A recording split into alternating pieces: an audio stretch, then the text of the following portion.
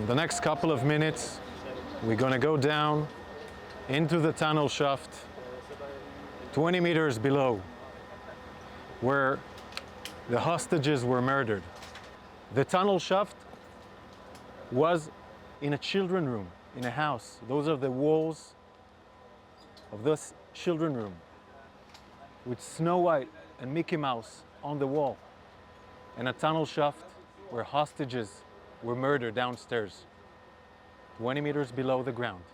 Hamas used those letters in the tunnel, and there was a hiding floor. All he needed to do is to break the floor and then go out through the children's room, inside to the street, and go back into the tunnel.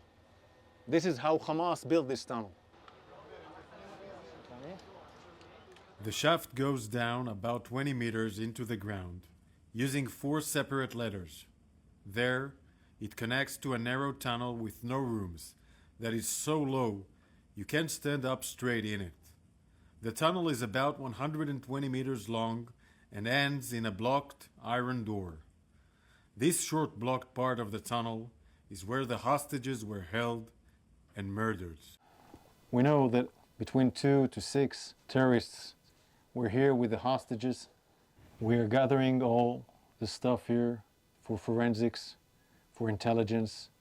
We can see magazines, an AK-47 magazine, chargers, all used by the terrorists, Quran books, a hairbrush.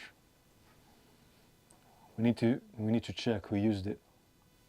But there were women here in the tunnel. This is their blood. This is the blood of Hirsch, Eden, Carmel, Uri, Almog, and Alex. They were heroes, and they were here in this tunnel for weeks or days, we will find out. But they were here in this tunnel in horrific conditions, where there is no air to breathe, where you cannot stand.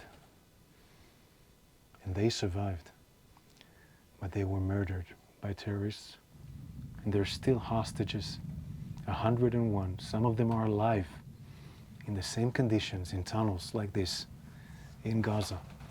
And we need to do everything we can in all means, in all the means we can, to bring them back home alive. Why murder innocent people, women, young men?